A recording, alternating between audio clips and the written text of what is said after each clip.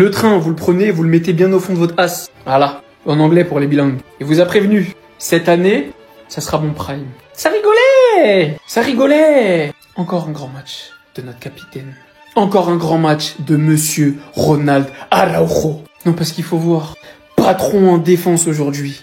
Ailier. Non, parce que Jérémy Doku Araujo, en fait. Il fixe le défenseur, il pousse le ballon, et il centre pied gauche. Ce qui amène au but de l'égalisation. Derrière, vous voyez le troisième buteur, 88e, Ronald Araujo, d'une tête. Pardon, mais pour moi, c'est lui l'homme du match aujourd'hui.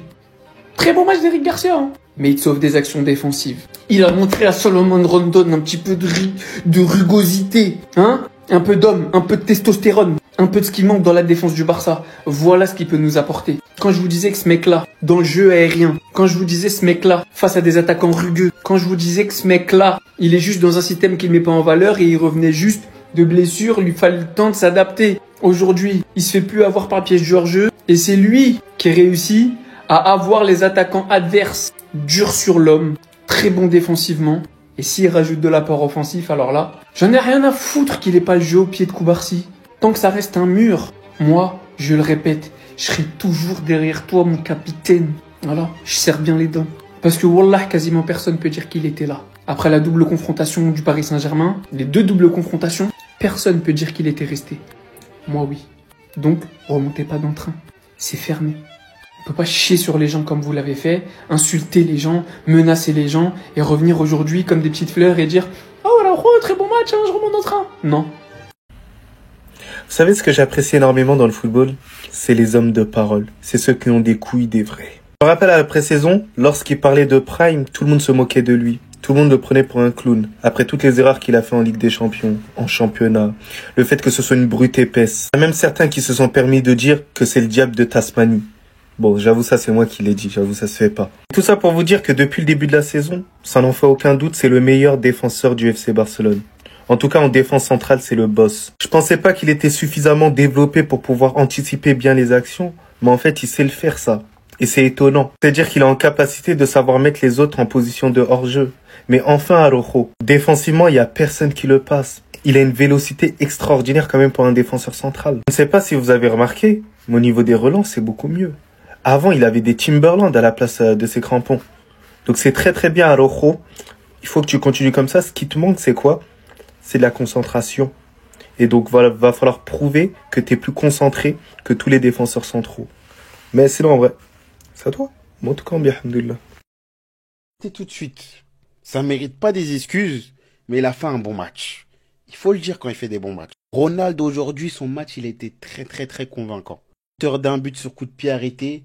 Pour une fois que ta grande taille te sert à quelque chose, il est impliqué sur le but d'Eric Garcia parce que c'est lui qui est percutant sur le couloir gauche et qui fait ce centre sur Ferran Torres. Et Garcia aussi, il faut en parler. Il me fait tellement penser à Inigo Martinez dans le caractère. C'est pas le même style, mais ce mec-là, c'est trop comment il est fort. Auteur d'un but, un renard des surfaces, je sais pas ce qu'il faisait là-bas. Auteur aussi d'un très gros sauvetage en première mi-temps parce que les joueurs d'Oviedo, à un moment donné, ils ont eu une occasion de but, mais heureusement qu'il était là. Au niveau des tops défensivement, c'est Araujo et Eric Garcia. Maintenant, je veux mettre la pression à personne, mais Gérard Martin, le match qu'il fait aujourd'hui, il est pas bon. Techniquement, aujourd'hui, il perd énormément de ballons. Offensivement, il s'est fait allumer sur son couloir. Les joueurs d'Oviedo, à chaque fois qu'ils arrivaient à avoir une occasion de but, c'est parce qu'ils passaient par son côté. Des ailiers percutants, tu vas en avoir, et ce sera pas du niveau d'aujourd'hui, hein. Ils sont largement plus forts, hein. Donc bon, Gérard, on veut pas te mettre la pression, mais on s'inquiète, on a peur. Dire la vérité, vous savez pourquoi je détestais Frenkie de Jong? C'est parce qu'un jour, il était à la Tour Eiffel, et j'ai demandé une photo avec lui, il était avec sa meuf, il m'a dit non.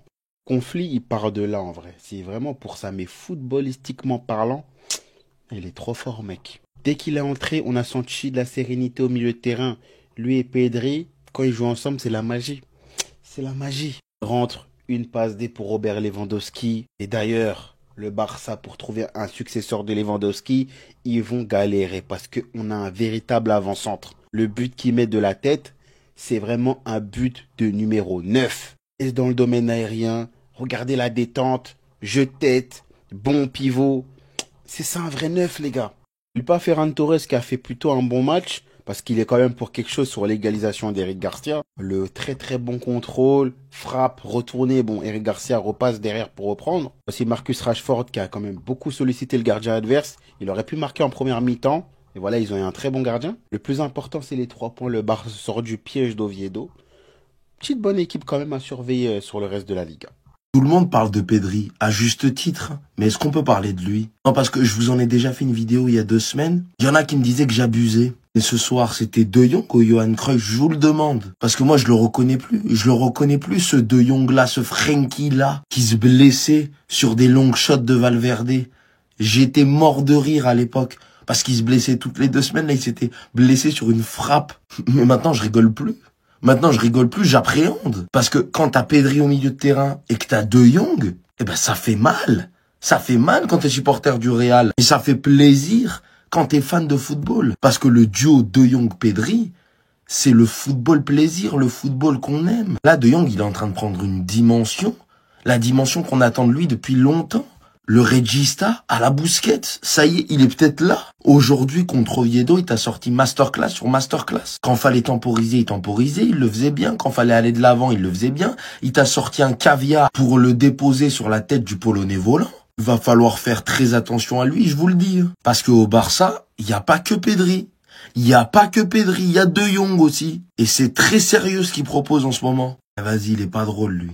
Il est pas drôle. Le Barça avait fait tourner, ils ont fait rentrer ce putain de Polonais. Le mec, il vole, c'est pas possible. Regardez la hauteur. Eric Bailly n'a rien pu faire.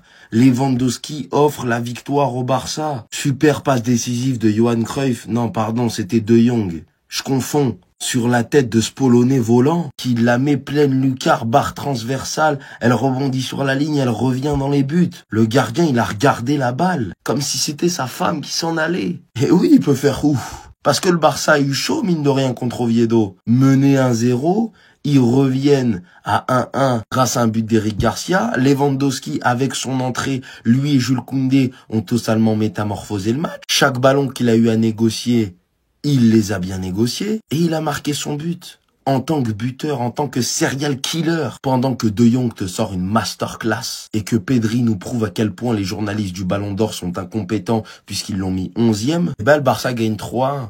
Ils vont mettre un 3e but sur corner grâce à Ronald Araujo. Et même si le Barça a subi face à un Oviedo qui, on va pas se mentir, mérite pas de gagner, mais qui a plutôt été offensif grâce un peu au fait que le FC Barcelone joue très haut quand même. D'ailleurs, Gérard Martin a fait un très mauvais match. Il s'est fait manger par Hassan. Mais bon, le Barça peut dire merci à son Polonais volant et à ses 2 magiciens au milieu de terrain. Ça annonce un derby de Madrid ultra chaud ce week-end.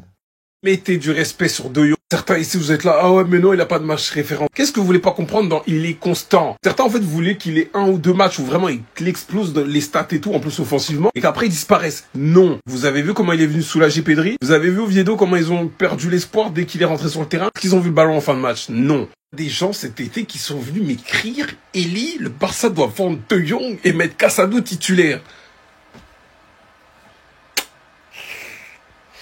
Les mecs, ils ont pas un amour de ballon pour Lewandowski. Un amour de ballon. Je tiens à rappeler ici pour les amnésiques, c'est que le train est fermé, on l'a déjà dit. Parce que je tiens à rappeler, il n'est pas devenu mauvais ou un peu moins fort au hasard. Il a eu une blessure 3 fois à la même cheville, vous lui avez accordé pour certains aucun pardon. Guette l'état de la cheville. Chuté 3 fois. On vous avait dit, attendez, à donner des prémices en octobre. L'année dernière, deuxième partie de saison, indéboulonnable. Indéboulonnable. Vous, certains d'entre vous, qui le critiquiez vraiment à fond de manière abusive, il faut que ce genre de joueur parte du Barça, explose ailleurs pour dire « Ah ouais, j'avoue, en fait, non. » Non, non. Dans tous les cas, il va prolonger 3 ans et vous allez voir. Quand je vois comment on joue actuellement, j'ai qu'une hâte, c'est qu'on retrouve Lamine Yamal et Baldé. Et franchement les gars, je vous mens pas qu'avec ce qu'on voit, ça promet. La saison dernière, sans Lamine Yamal, on a très bien vu à quel point on est dépassé, mais là on voit une équipe qui a évolué et qui s'est renforcée offensivement. Car malgré l'absence de deux titulaires, le Barça gagne. Le Barça s'est imposé 3 aujourd'hui. C'est d'ailleurs la 50e victoire de Flick, sachant que ce Barça s'est fait peur avec une petite boulette de Garcia qui avait tout bien fait. Il avait plus qu'à la dégager, mais malheureusement il a été gourmand. Et ça a été payé cash. Et ces erreurs à l'extérieur, ça permet à une équipe d'être en confiance. Et ça rend le match beaucoup plus compliqué. On a eu le Eric de United, il était beaucoup trop fort ce soir. Mais heureusement qu'on a eu un très grand Eric Garcia sur un débordement d'Araujo et une frappe de Ferran. Eric Garcia, défenseur droit, renard des surfaces, qui surgit et qui a plus qu'à la mettre au fond. Comme je l'ai dit dans une autre vidéo, l'entrée game changer de la part de Lewandowski et Frenkie de Jong. Frenkie de Jong qui a simplement fluidifié le jeu. Alors, on a très bien vu que c'était compliqué en première mi-temps car Pedri était canassé. Il y avait une prise à plusieurs sur lui. Et Casado, on sait tous très bien que faire du jeu, c'est pas sa plus grande qualité. Une chose que de Jong sait faire, donc qui a pu envoyer plusieurs fois de belles passes car il avait beaucoup plus de liberté, ce qui ramène le but de Lewandowski. Et la petite cerise sur le gâteau pour confirmer le gros match de Araujo qui a de l'influence sur les deux buts, le premier et le troisième où il est buteur, sur un corner de Marcus Rashford qui est encore une fois décisif. Enfin bref, sinon vous les gars, vous en pensez quoi? Ramenez-vous sur Snap, on s'ennuie. Marcus Rashford ne cesse de monter en puissance petit à petit avec le FC Barcelone et on commence à retrouver le joueur qui faisait le bonheur de Manchester United il y a de cela quelques années. Quelquefois dans la prise de décision ça reste encore brouillon, mais il ne cesse de tenter. Et je pense que c'est des demandes de flics qui n'hésitent pas à lui demander de percuter, de pas réfléchir, de faire en sorte de créer la différence et de se trouver des angles de frappe. Après avec des individus comme Gérard Martins à ses côtés c'est assez difficile, mais je pense que le retour de Baldé va lui faire du bien aussi.